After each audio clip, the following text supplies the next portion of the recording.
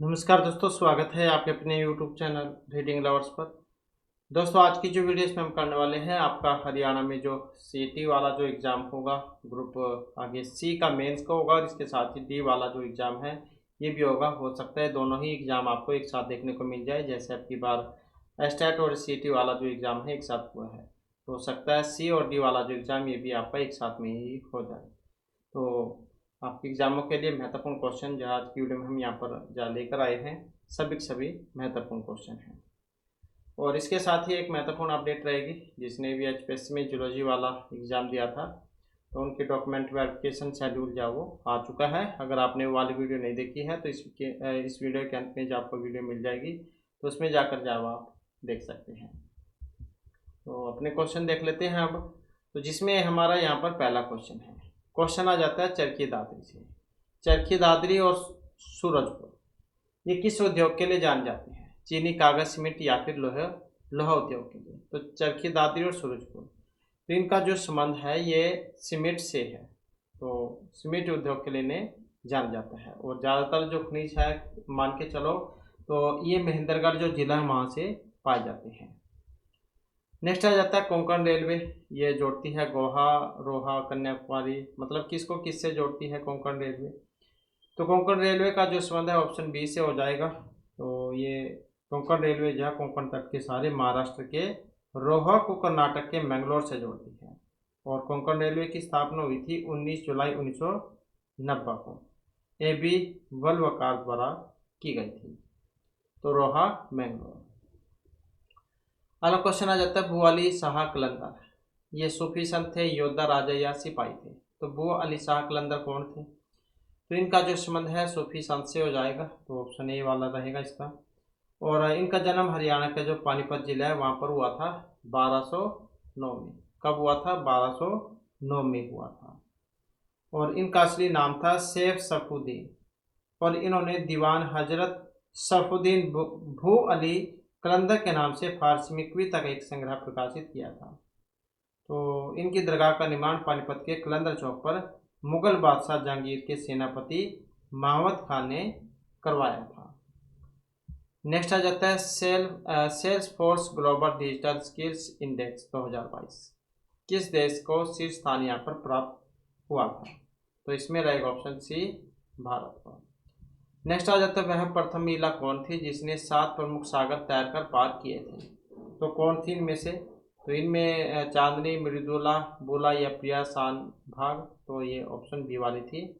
तो प्रथम महिला जिसने 7 प्रमुख सागर तैरकर पार किए थे, तो ये बुला चौधरी है। इन्होंने 5 देशों के 7 प्रमुख सागरों को तैरकर पार किया था। नेक्स्ट आ जाता है कल्पना चावला। इनका जन्म कहाँ पर हुआ था? तो करनाल में हुआ था 1 जुलाई 1961 को। 1 जुलाई 1961 को करनाल में हुआ था। नेक्स्ट आ जाता है क्वेश्चन हमारा, किसी संख्या को 4, 5, 6 से भाग देने पर क्रमशः 2, 3 और 4 शेष रहते हैं, तो ऐसी सबसे जो छोटी संख्या है वो कौन सी है? तो इसको अगर हम देखें तो 4, 5, 6 से भाग देने पर 2, 3 और 4, मतलब ऐसे ही हैं।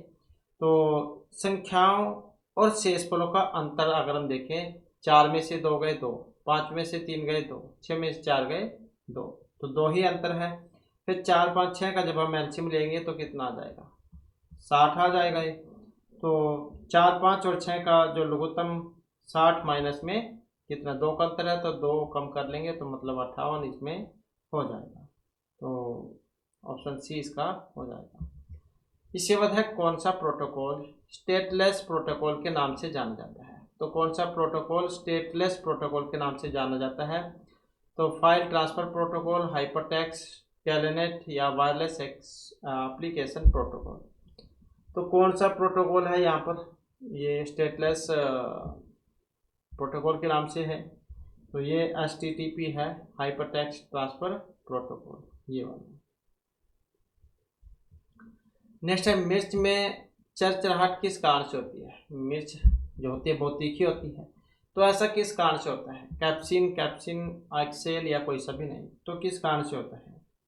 तो इसमें देखें तो ऑप्शन ए वाला हो जाएगा, कैप्सिन होता है इसमें, इस कारण से हमें चिरचिरी वो लगती है। नेक्स्ट आ जाता है कौन सा राज्य सभी गाँव में बिजली आपूर्ति करने वाला भारत का पहला राज्य है। तो सभी गाँव में बिजली आपूर्ति करने वाला भारत का पहला राज्य कौन सा है, तो इसमें हरियाणा हो जाएगा ये, ऑप्शन डी में जो है। तो 29 नवंबर 1970 में हरियाणा के सभी गांव में जब बिजली आ गई थी, और ये भारत का पहला राज्य है। और हरियाणा इलेक्ट्रिसिटी बोर्ड की स्थापना कब हुई थी, तो इसकी स्थापना हुई थी 3 तारीख को, 3 मई और 1967 में हुई थी। इसके बाद है हरियाणा की पहली महिला राजनीतिक जिन्होंने एक राज्य की राज्यपाल के रूप में काम किया है। तो हरियाणा की पहली महिला राजनीतिक जिन्होंने एक राज्य के राज्यपाल के रूप में काम किया है, तो ये सन्नो देवी है, चंद्रकला, चंद्रावती या रेणुका बिश्नोई। तो महिला राजनीतिक जिन्होंने एक राज्य के राज्यपाल के रूप में काम किया है, तो इनका नाम चंद्रावती है, जो कि ऑप्शन बी में यहाँ पर आई है। ये 19 फरवरी से 18 दिसंबर 1990 तक पुडुचेरी की राज्यपाल थी।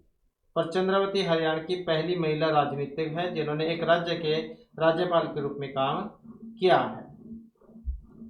अगला क्वेश्चन आ जाता है पादप वृद्धि के लिए अनिवार्य तत्वों की संख्या है 8, 12, 16 या फिर 20। तो पादप वृद्धि के लिए अनिवार्य तत्वों की संख्या कितनी है, तो इसके लिए तत्वों की संख्या जो मानी गई है 16 इसमें मानी गई है। ये जैसे कि ये नाइट्रोजन हो गया, फास्फोरस हो गया, पोटेशियम है, कैल्शियम, ये वाले तत्व, तो ऐसे 16 हैं। इसके बाद है कौन सा एक बस का प्रकार नहीं है, डाटा, कंट्रोल, एड्रेस या सॉफ्टवेयर बस। एक बस नहीं है। यूएसबी के का यूएसबी क्या कहा जाता है, यूनिवर्सल सीरियल बस कहा जाता है इसको।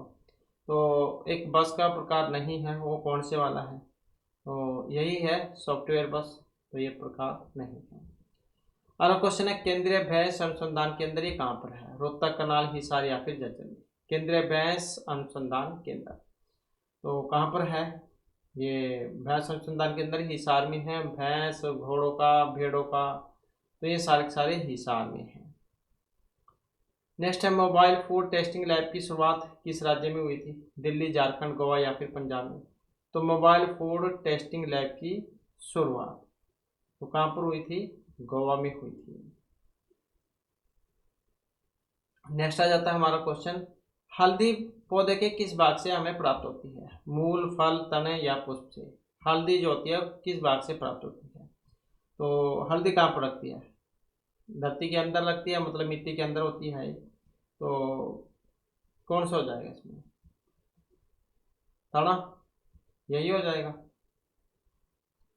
तो हल्दी जावो कुरकुमा लोंगा जिंजीबरेसी इस कुल का है, मतलब वैज्ञानिक नाम आप कह सकते हैं एक तरीके से। तो हल्दी व जिंजीबरेसी कुल का सदस्य है और हल्दी पौधे के तने से प्राप्त होती है और एक बहुवर्षीय सब्जी है, मतलब एक बार लगा दो कई साल तक वो अपने आप ही होती रहती है। इसके बाद हरियाणा का वह जिला 1 नवंबर 1989 से कनाल से निकाला गया था, फिर 24 जुलाई 1991 से फिर से कनाल में मिला दिया गया था। तो और फिर 1 जनवरी 1992 को दोबारा से अलग कर दिया गया। तो ये कौन से राज्य की यहाँ पर बात हो रही है इसमें, तो ये राज्य था पानीपत, ऑप्शन सी वाला। क्षेत्रफल कितना इसका, 1268 वर्ग किलोमीटर। कितना, 1268 वर्ग किलोमीटर। और इस जिले के उत्तर में करनाल, दक्षिण में सोनीपत, पश्चिम में जींद और पूर्व में उत्तर प्रदेश है। इसके बाद है नेक्स्ट क्वेश्चन हमारा। तो क्वेश्चन है रेडियो एक्टिविटा की परिघटना की खोज की थी। तो रेडियो एक्टिविटा की परिघटना की खोज किसने की थी, मैडम क्यूरी ने, जे थॉम्स ने, रोंटगन या बैकरोल ने। तो किसने की थी, तो ये की गई थी बैकरोल ने, जो कि ऑप्शन डी में यहाँ पर आई है। नाम क्या था इनका, हेनरी बैकरोल। तो इन्होंने रेडियो एक्टिविटा की खोज की थी और एक ये फ्रांसीसी भौतिक शास्त्री थे। और मैरी क्यूरी और प्यूरी क्यूरी इनके साथ सम्मिलित रूप से 1903 में भौतिकी का नोबेल पुरस्कार इनको दिया गया था। और इन्हीं के सम्मान में चंद्रमा और मंगल ग्रह पर एक गड्ढा है, उसका नाम भी बैकरोल रखा गया है। इसके बाद है कपाल मोचन हरियाणा के किस जिले में है? महेंद्रगढ़, यमुनानगर, हिसार या फिर अम्बाला में। कपाल मोचन, कपाल मोचन जाइए तो आपको यमुनानगर देखने को मिलेगा, छछरौली देखने को मिलेगा, बिलासपुर देखने को मिलेगा। तो इनमें कोई सा भी हो तो वहीं पर है ये कपाल मोचन। और स्कंद पुराण के अनुसार ब्रह्मा जी ने 3 अग्निकुंड बनवाए थे, तो इन्हीं कुंड में दक्षिण का कुंड कपाल मोचन भी है। नेक्स्ट है, जब कोई बाहरी पदार्थ मानव रुधिर प्रणाली में प्रविष्ट होता है तो प्रतिक्रिया कौन प्रारंभ करता है? लाल रुधिर, श्वेत रुधिर या जीव द्रव्य? तो जब कोई बाहरी पदार्थ मानव रुधिर प्रणाली में प्रवेश होते हैं तो प्रतिक्रिया कौन प्रारंभ करता है? तो ये करेगा श्वेत रुधिर कणिका। नेक्स्ट आ जाता है हमारा क्वेश्चन, हरियाणा में 2800 मेगावाट नाभिकीय बिजली संयंत्र किस जिले में स्थापित किया जा रहा है? फतेहाबाद, गुड़गांव, हिसार या किसी में भी नहीं। तो 2800 मेगावाट नाभिकीय बिजली संयंत्र, तो इसका जो संबंध अगर हम देखें तो ये फतेहाबाद से है। फतेहाबाद जिला का गोरखपुर जो गांव है वहां पर। अगला क्वेश्चन है हमारा, निम्न प्रश्न में कथन दिया गया है जिसके 2 पूर्वानुमान 1 और 2 निकाले गए हैं। आपको विचार करना है कि कौन सा कथन सत्य है, चाहे वे सामान्यतः ज्ञात तथ्य से भिन्न प्रतीत होते हो। आपको निर्णय करना है कि दिए गए कथन में कौन सा निश्चित रूप से सही पूर्वानुमान निकाला जा सकता है।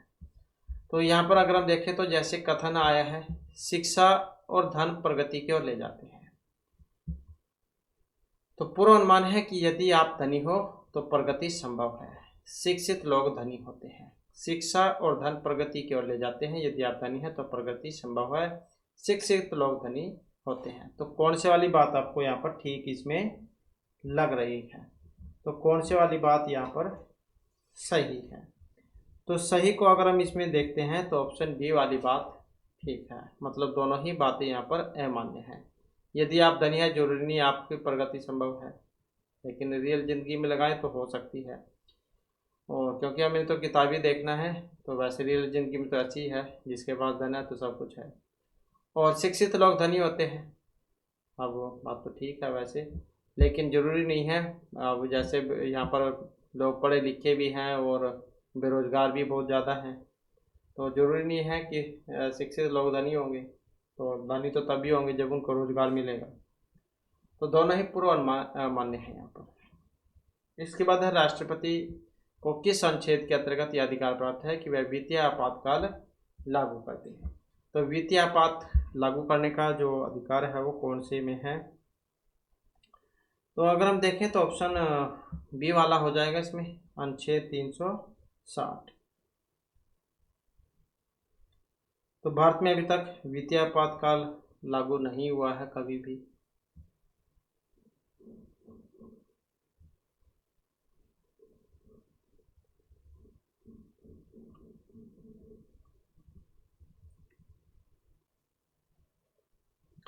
इस बार क्वेश्चन है, निम्न वेन आरेख में उन अक्षरों की पहचान कीजिए जो खिलाड़ी हो, डॉक्टर भी हो, परंतु कलाकार नहीं होने चाहिए। तो खिलाड़ी और डॉक्टर होने चाहिए, कलाकार नहीं होने चाहिए। अब आप इसमें देख सकते हैं कलाकार, जो आपको वर्ग दिखाई दे रहा है ये कलाकारों का है, त्रिभुज ये डॉक्टरों का है और सर्कल खिलाड़ियों का है। तो खिलाड़ी और डॉक्टर तो हो सकते हैं लेकिन कलाकार नहीं होने चाहिए, मतलब इस ये जो घेरा है इसमें नहीं आने चाहिए दोनों, क्योंकि ये नहीं है। अब कौन सा है जो खिलाड़ी और डॉक्टर दोनों ही हैं, या मतलब जो खिलाड़ी हो डॉक्टर भी हो परंतु कलाकार नहीं है। तो खिलाड़ी और डॉक्टर तो हैं, कलाकार नहीं हैं। तो कौन से वाला अब यहाँ पर आप इसमें देख ही सकते हैं, तो ये वाला हो जाएगा, क्योंकि इस घेरे में नहीं आना चाहिए था ये। और खिलाड़ी भी हो और डॉक्टर भी हो, तो इस तरीके से तो बी जो है यही यहाँ पर ठीक है इसमें। नेक्स्ट आ जाता है, पुरुषत्व के लिए कौन से गुणसूत्र होते हैं? तो पुरुष और महिला दोनों में 23-23 गुणसूत्र होते हैं। 23 पुरुष में 23 महिला में, टोटल 46 हो जाते हैं। तो यहाँ पर पुरुष में कौन से होता है इसमें? तो पुरुष में जो होगा तो XY होता है, ये होता है ऑप्शन डी वाला।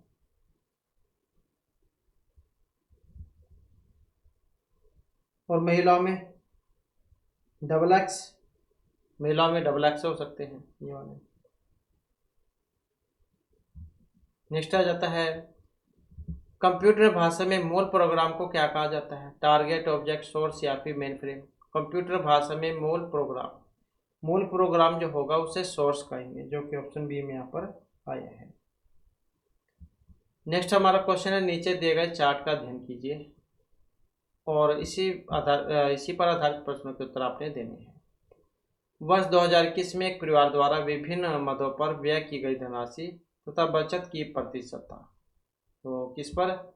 2021 में परिवार द्वारा विभिन्न मदों पर व्यय की गई धनराशि और बचत की प्रतिशत था। परिवहन पर 5% खर्च किए, मतलब बचत किए, बच्चों की शिक्षा पर इतना।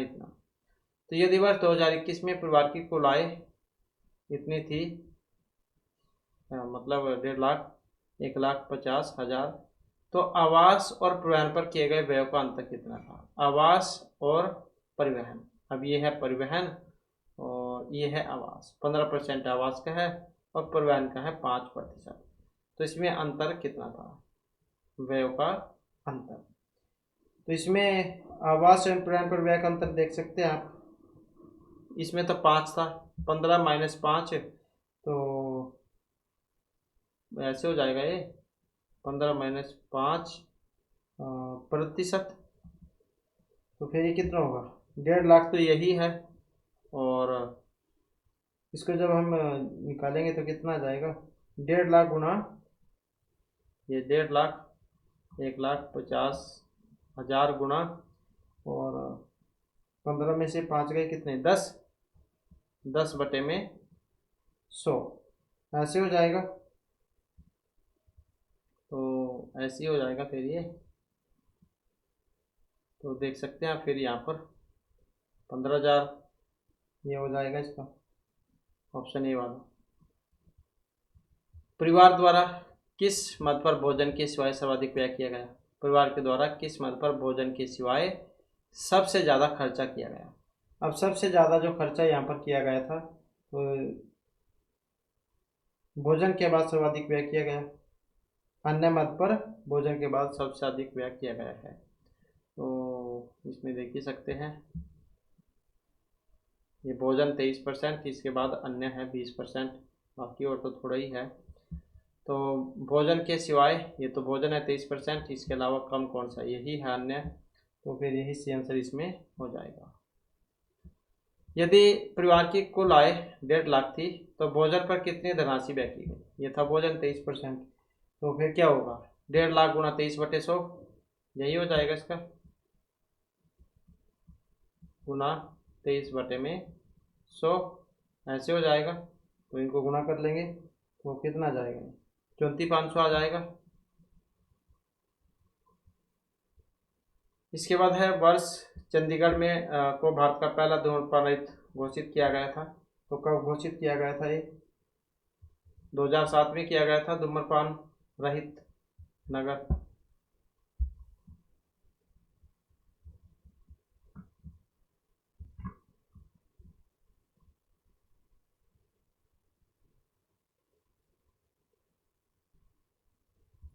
इसके बाद क्वेश्चन इनमें से कौन से निम्नलिखित में से दृष्टिभ्रम कौन सा है? अब कौन से वाला है यहाँ पर? इसमें इंद्रधनुष का बनना, भूदीप्ति का, मरीचिका या प्रभामंडल का हेलो। तो दृष्टिभ्रम कौन सा है? तो आपने देखा होगा कई बार कि जैसे ज़्यादा धूप होती है सड़क पर, तो जब दूर नज़र मारते हैं तो क्या होता है, ऐसा लगता है सामने पानी जाओ पड़ा हुआ है, तो वही होती है मरीचिका। मरीचिका कहा जाता है उसको। तो गर्मी में होते हैं ये, तो ऑप्शन डी वाला इसका सही आंसर यहाँ पर हो जाएगा। तो इसमें क्या है, रेगिस्तान के जैसे बालू जाओ वो ऐसे दिखाई देते हैं जैसे कि आगे पानी हो, मतलब जलाशय हो। सेम कंडीशन आपकी ये उसमें भी होती है जब सड़क पर आप जाते हैं, तो कहने का मतलब है गर्मी में होता है ये। इसके बाद है प्रोग्रामिंग में कुछ कथनों की बार बार पुनरावृत्ति को प्राय कहते हैं। कंट्रोल स्ट्रक्चर, स्ट्रक्चर कंपाइलिंग या लूपिंग। प्रोग्रामिंग में कुछ कथनों की बार बार पुनरावृत्ति को क्या कहा जाएगा? तो उसे क्या कहेंगे हम? लूपिंग उसको कहेंगे। इसके बाद आ जाता है कनौड़िया के नाम से जान जाता है। कन्नौड़िया या कन्नौड़ का किला भी कह देते हैं, कन्नौड़। तो महेंद्रगढ़ जो इसका पुराना नाम था, ये कन्नौड़। नेक्स्ट है फरीदाबाद हरियाणा की तुलिका गांगुली किस व्यवसाय के साथ जुड़ी हुई है? तो फरीदाबाद हरियाणा की तुलिका गांगुली का संबंध पार्श्व गायिका है, रियलिटी शो, पार्श्व गायिका रियलिटी शो दोनों, मतलब किससे है इनका संबंध? तो संबंध जो है इनका पार्श्व गायिका और साथ में जो रियलिटी शो है इन दोनों से है। नेक्स्ट है सीताराम पंचाल ने निम्न सभी बॉलीवुड मूवी में अधिकार किया है बस एक को छोड़कर। वो कौन सी वाली है? सभी बॉलीवुड मूवी में यह अदाकारी मतलब काम किया है इन्होंने बस एक को छोड़कर, और ये थी दंगल में, ऑप्शन डी वाली। नेक्स्ट रहेगा हमारा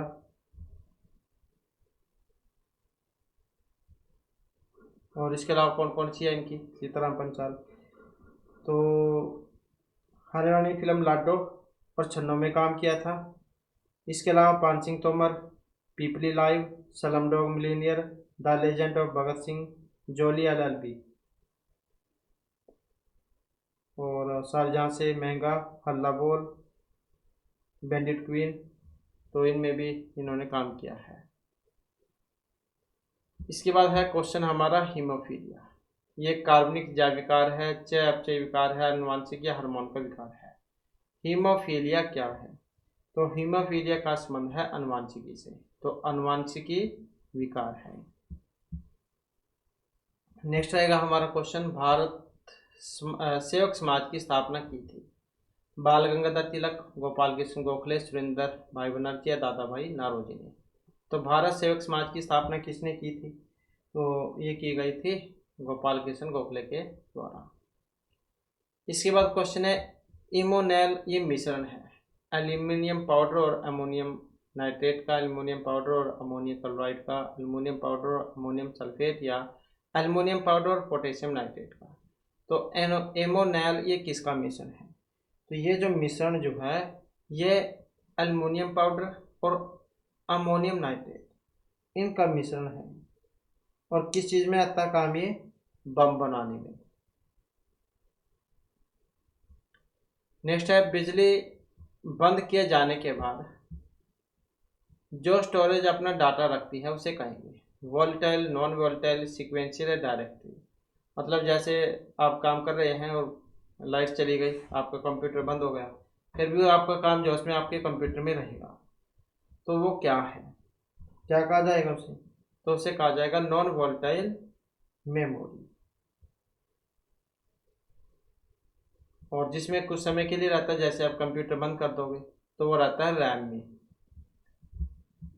इसके बाद है राव बहादुर के खिताब से कौन सम्मानित हुए थे? बंसीलाल, चौधरी देवीलाल, छोटूराम, ओम प्रकाश चौटाला।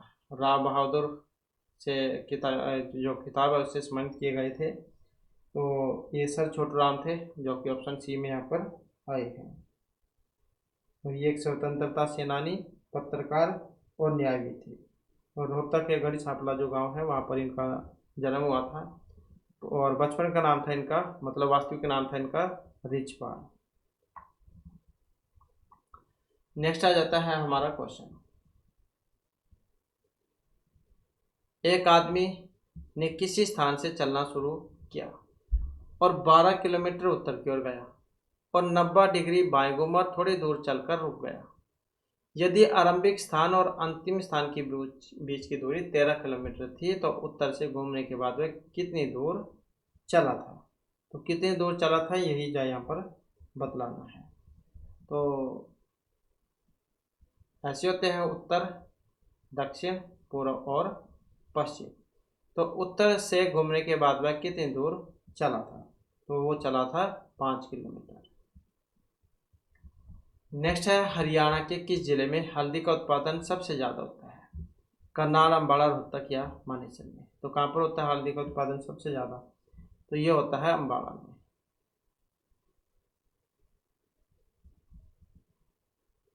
बाजरा भिवानी में, सरसों महेंद्रगढ़, चावल करनाल में, मक्का पंचकुला में, गेहूँ सिरसा में। तो इनका यहाँ पर होता है उत्पादन, ये प्रथम स्थान पर है। इसके बाद हरियाणा की पहली कुश्तीबाज जिसने राष्ट्रमंडल खेलों में स्वर्ण पदक जीता था। पहली महिला कुश्तीबाज है और राष्ट्रमंडल खेलों में स्वर्ण पदक इन्होंने जीता था। बबीता फोगाट, गीता, साक्षी मलिक या कोई भी नहीं। तो कौन थी ये?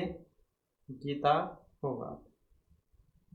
राष्ट्रमंडल खेल जो हुए थे 2010 वाले, तो इसमें इन्होंने स्वर्ण पदक जीता था। अगला क्वेश्चन है, किस जिले को श्रीकांथा भी कहा गया है? पानीपत, कुरुक्षेत्र, गुरुग्राम या भिवानी को? श्रीकांथा किसे कहा गया है? अब श्रीकांथा जो यहाँ पर कहा गया है ये कुरुक्षेत्र को कहा गया है, तो ऑप्शन सी इसमें हो जाएगा। नेक्स्ट रहेगा हमारा रॉकेट, ये किस सिद्धांत पर काम करता है? तो रॉकेट किस सिद्धांत पर काम करता है? प्रथम, द्वितीय, तृतीय या आर्किमिडीज के सिद्धांत पर रॉकेट। तो रॉकेट जो काम जो करता है ये न्यूटन का जो तीसरा नियम था, तृतीय नियम, इस पर काम करता है। तो ये जो नियम है इसके अनुसार प्रत्येक क्रिया के बराबर एवं विपरीत दिशा में प्रतिक्रिया होती है। तो इस नियम को क्रिया प्रतिक्रिया का नियम भी कहा जाता है। नेक्स्ट है, पक्षियों के पंख क्यों होते हैं? अध्यवनी, अपवर्दी, रूपांतरित अपरंग, रूपांतरित पश्चंग या नई संरचना। तो इसमें देखें तो कौन सा है? ऑप्शन बी वाला, रूपांतरित अग्रंग। मतलब पक्षियों के पंख अग्रपाद या अंग के रूपांतरण है। पक्षी नियतापी जंतु है, इनका शरीर 3 भाग में बटा हुआ है, सिर, गर्दन एवं धड़। शरीर पैरों से ढका रहता है और इनके अग्रपाद पंखों में रूपांतरित हो जाते हैं और इनके जबड़ों में दांत नहीं होते। तो रूपांतरित अग्रंग का उदाहरण है। इसके बाद आ जाता है HBSC, Haryana board of school education. इसकी स्थापना हुई थी सबसे पहले कहाँ पर था? ये चंडीगढ़, रोहतक, हिसार, अम्बाला में। तो सबसे पहले जो ये चंडीगढ़ में था, 1969 में हुई थी इसकी स्थापना और सबसे पहले चंडीगढ़ में था। फिर चंडीगढ़ के बाद फिर 1981 में स्थानांतरित हो गया था भिवानी में। तो इसमें प्रेजेंट की बात करें तो ये भिवानी में है, पहले चंडीगढ़ में था 1969 में। नेक्स्ट क्वेश्चन है, भारतीय नौसेना ने किस हरियाणवी क्रिकेटर के विरुद्ध गिरफ्तारी वारंट जारी किया था? तो कौन से के खिलाफ हुआ था ये? तो ये हुआ था दीपक पुनिया के खिलाफ। नेक्स्ट है, हरियाणा राज्य सहकारी आवास संघ की स्थापना कब हुई थी? हरियाणा राज्य सहकारी आवास संघ की स्थापना तो ये हुई थी 12 अगस्त को, 12 अगस्त 12 अगस्त में। यहाँ पर देखें तो इसमें अगर हम देखते हैं तो हरियाणा राज्य सहकारी आवास संघ की जो स्थापना जो है ये 7 जून को हुई थी, 7 जून 1973 में। नेक्स्ट है, 1540 ईस्वी में किस युद्ध के पश्चात हुमायूं को हिंदुस्तान से बाहर कर दिया गया था? तो 1540 में कौन सा युद्ध था जिसके बाद हुमायूं को हिंदुस्तान से बाहर कर दिया गया था? तो ये था कन्नौज वाला, कन्नौज या फिर बेलग्राम कह लो आप। तो इसमें हुआ था कन्नौज के इस युद्ध के बाद हिंदुस्तान की सत्ता एक बार फिर अफगानों के साथ में आ गई थी। नेक्स्ट रहेगा हमारा, मटर में मार्स रोग किस तत्व की कमी के कारण होता है? मैग्नीज, जस्ता, कॉपर या मोलिब्डेनम। तो मॉर्स रोग का जो कारण है ये मैग्नीज के कारण है, में से मैग्नीज, मैग से मॉर्स।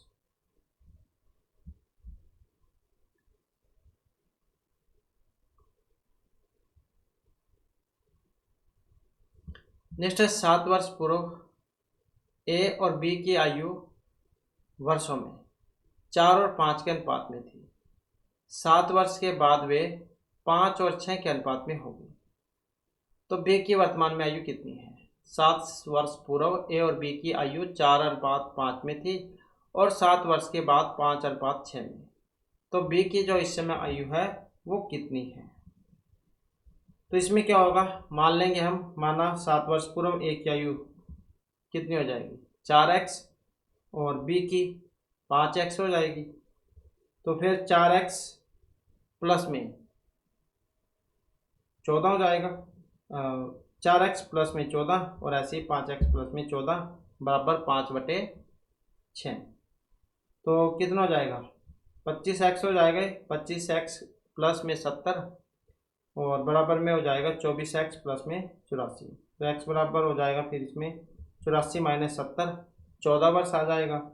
तो b की वर्तमान आयु कितनी हो जाएगी 5x है, तो 5x प्लस में 7 और मतलब x कितना आया था, तो 5 गुणा में 14 प्लस में 7 मतलब 70 साल हो जाएगी। नेक्स्ट है माइक्रोप्लाज्मा जिस रोग से संबंधित है वह किन अवयवों को प्रभावित करता है। तो माइक्रोप्लाज्मा जिस रोग से संबंधित है वह किन अवयवों को प्रभावित करेगा, सांस, उत्सर्जन, प्रजनन या पाचन संबंधी को। तो किसे करता है प्रभावित, तो ये करता है श्वास संबंधी को। माइक्रोप्लाज्मा की सर्वप्रथम जो खोज की थी लुई पास्चर ने की थी 1843 में। कब, 1843 में।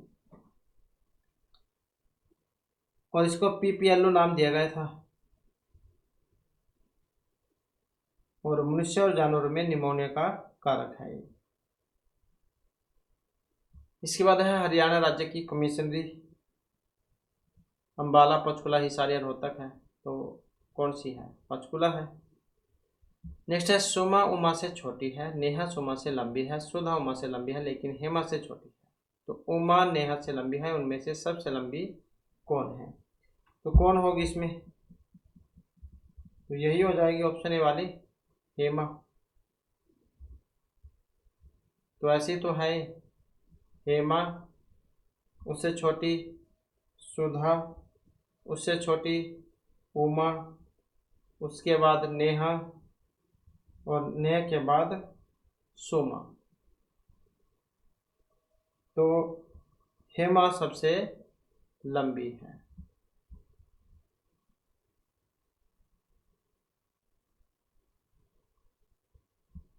इसके बाद है इनमें से ऑपरेटिंग सिस्टम, विंडोज 7, 8, उबंटू या ये सभी है। तो इसमें ऑपरेटिंग सिस्टम कौन से हैं, तो इसमें देखें तो वैसे तो ये सारे के सारे ही ऑपरेटिंग सिस्टम हैं। तो ऑप्शन डी इसमें हो जाएगा। अगला क्वेश्चन आ जाता है संयुक्त राष्ट्र संघ प्रतीक में है, कौन सा कलर में है, तो इसमें जो कलर है हल्के नीले आधार पर श्वेत केंद्र पर। तो 24 अक्टूबर 1945 को न्यूयॉर्क में स्थापित संयुक्त राष्ट्र संघ के ध्वज की पृष्ठभूमि हल्की नीली है और उस पर श्वेत रंग के संयुक्त राष्ट्र संघ का प्रतीक बना हुआ है। और ये प्रतीक जैतून के 2 वक्राकार शाखाएं हैं जो ऊपर से खुली है और इनके बीच में विश्व का मानचित्र प्रदर्शित है। तो यही वाली है संयुक्त राष्ट्र संघ, उनकी इमेज यहाँ पर देख सकते हैं आप, ये ऊपर की तरफ खुली हुई है और ये मानचित्र है। तो इस प्रकार से है ये। तो इसमें ये जैतून की 2 वक्राकार शाखाएं जो ऊपर से खुली है और बीच में विश्व का मानचित्र है। स्थापना कब हुई थी, 24 अक्टूबर 1945 को न्यूयॉर्क में।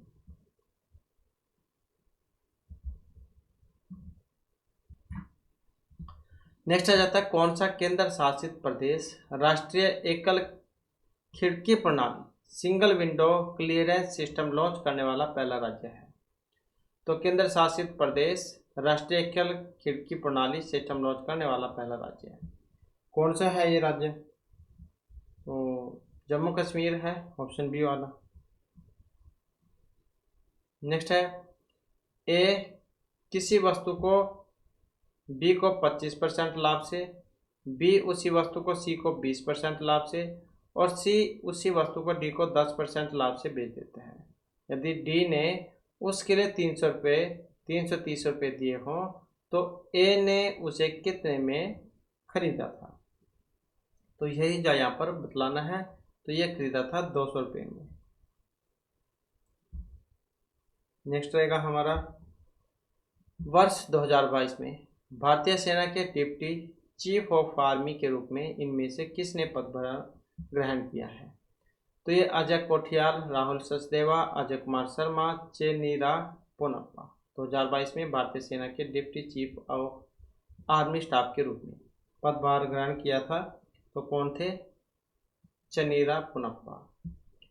अगला क्वेश्चन है, माइका निम्नलिखित शैलों के कौन से एक युग में पाया जाता है? स्लेट बालू पत्थर, सिस्ट नीस कह देते हैं जिसे, चूना पत्थर बालू पत्थर, शैल चूना पत्थर। कौन से वाला ठीक है इसमें? तो इसमें अगर हम देखते हैं तो ऑप्शन जो यहाँ पर दिया है बी वाला, सिस्ट नाइस मतलब नीस, तो इसमें पाया जाता है। तो माइका मतलब अभ्रक, तो सिस्ट और नीस चट्टानों में माइका मतलब अभ्रक पाया जाता है। माइका जो एक अत्यंत हल्का खनिज है जो अग्नेय और प्रवर्ती चट्टानों में परत के रूप में पाया जाता है, और विश्व का 75% अभ्रक जो भारत से ही निकाला जाता है।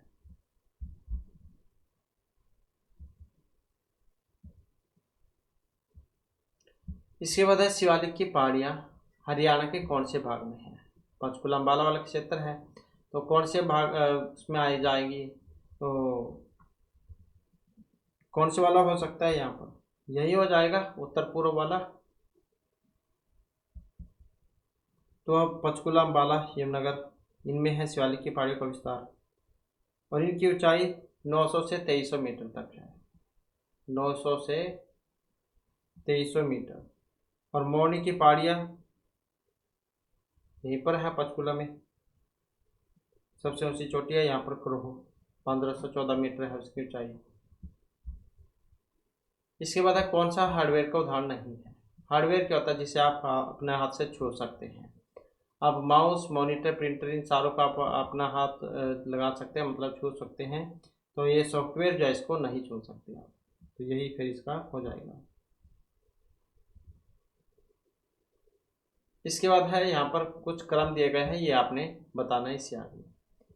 तो इसमें क्रम है एक, कौन सा क्रम है? FGHIJ, FGHIJ, और इसके बाद फिर कौन सा होना चाहिए? JKL, ऐसे होना चाहिए। NOPQRSTUVW, तो ये होना चाहिए। LW आप देख सकते हैं इसमें भी है, और इसमें तो किस में है नहीं, तो फिर यही सी आंसर है मतलब। और इसका एक वाला ये भी देख लेते हैं, CDEFGHIJK, ऐसे ही LMNO। नेक्स्ट आ जाता है, यहाँ पर भी इसको कंप्लीट करना है। 6, 7, 18, 23, 38, आगे कौन क्या आएगा इसमें? तो इसमें अगर हम देखें तो 2 दूनी 4 मतलब 2 का वर्ग, 2 दूनी 4, और साथ में 2 जोड़ा गया है। ऐसे यहाँ पर देखें तो 3 तिया 3 का वर्ग, 3 तिया 9, और उसमें से 2 कम किए गए हैं, 9 में से 2 7। फिर यहाँ पर देखें 4 चौके 16, 4 का वर्ग, और इसमें 2 हुए हैं, 4 चौके 16 और 2 18। फिर इसमें देख लेते हैं 5 वाले में, 5 का वर्ग 25, इसमें से 2 कम करेंगे 23। फिर ऐसे यहाँ पर 6 6 36, इसमें 2 जोड़ लेंगे 38, तो 6। उसके बाद फिर 7 वाले में फिर वैसे ही 749 में से 2 कम कर लेंगे, तो 2 कम करने पे कौन सा आ जाएगा? 47 आ जाएगा फिर ये। नेक्स्ट क्वेश्चन है शेख चिल्ली का मकबरा। ये अग्रवा, हिसार, सिरसा, थानेश्वर, कहाँ पर है शेख चिल्ली का मकबरा? तो शेख चिल्ली का जो मकबरा है ये थानेश्वर में है। शेख चिल्ली का नाम क्या था? अब्दुल रहीम उर्फ अब्दुल करीम उर्फ अब्दुल रज्जाक। ये एक विद्वान, सूफी संत और आध्यात्मिक शिक्षक थे, और मुगल शासक शाहजहां के पुत्र द्वारा दारा सिकोह, शेख चिल्ली और मतलब ये इनके गुरु कह सकते हैं आप, गुरु थे इनके।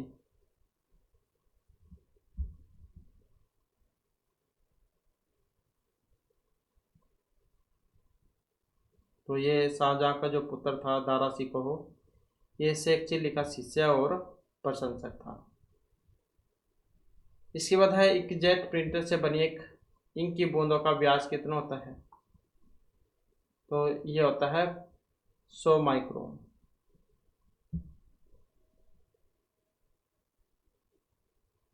कितना हो जाएगा ये? 100 नहीं, इसमें तो ज़्यादा है। तो इसमें अगर हम देखते हैं तो 50 माइक्रोन ठीक रहेगा इसका। तो 50 माइक्रोन। यमुनानगर में यमुना गैस लिमिटेड की स्थापना हुई थी, तो कब हुई थी? 1973 में हुई थी। एमएस डॉस में कितने प्रकार के आदेश होते हैं? 2, 3, 4, 5। तो इसमें अगर हम देखें तो ऑप्शन ए वाला हो जाएगा, 2 हो जाएगा यहाँ पर।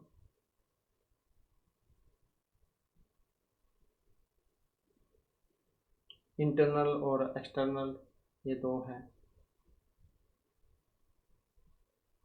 इसके बाद है कृष्णमूर्ति प्रतिमाह 15,000 रुपये कमाता है और 80% व्यय करता है।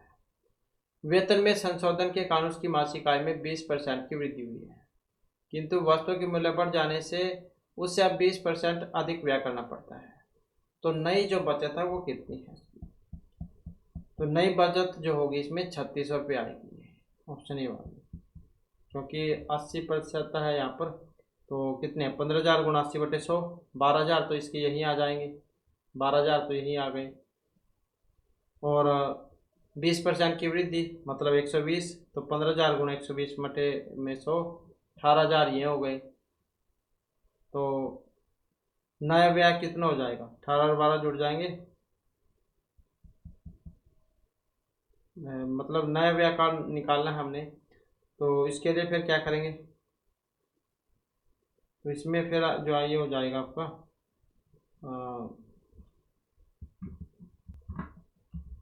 फिर आ जाएगा ये 12,000 और गुणा 120/100, तो ये आ जाएगा 14,400।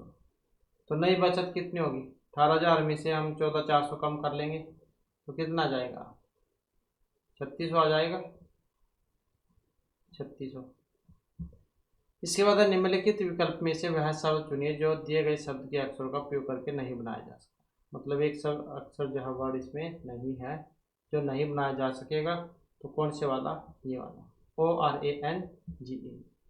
तो इसमें अगर हम देखें तो ORGANISATION, तो ई जो है इसमें नहीं है, तो इसका आंसर नहीं बनेगा।